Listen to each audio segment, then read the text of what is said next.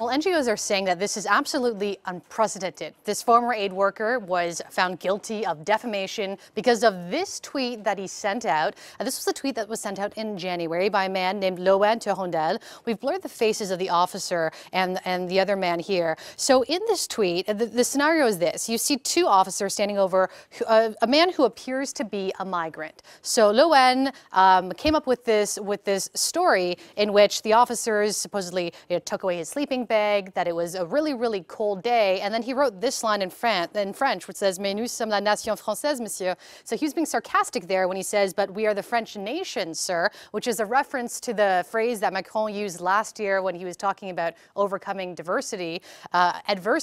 So Loan said that he drummed up this scenario as a way of showing how migrants are treated. He was an aid worker at the time in the north of France, and this was a scenario that he put on Twitter.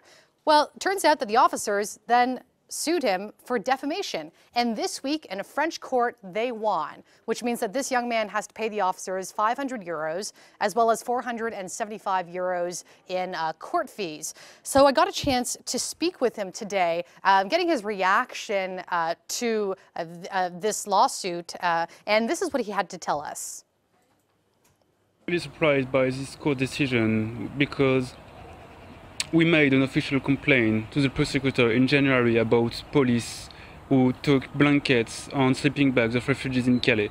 We made a full complaint with evidence, testimony and photo, but we never got any answer from the prosecutor. We never got any letter about it. And at the same time, they are trying to charge humanitarian worker for speaking about human rights abuse on social networks. So yeah, I'm really surprised, and I hope the appeal will bring a better decision for us. And as you just heard right there, he said that he will be appealing this decision, a decision that a lot of NGOs have condemned online, including staff with Human Rights Watch, saying that he should not be condemned for an ironic tweet. We're seeing a lot of tweets just like this. Now, I've reached out to the court that ruled that came down with this hearing this week in Boulogne-sur-Mer. They confirmed that they have received a request from Euronews, but they have not given us an explanation as to the reason why he was found guilty for this tweet. I should note as well that Loan is no longer working as an aid worker because he's resumed his studies. But this is something that is getting a lot of people talking.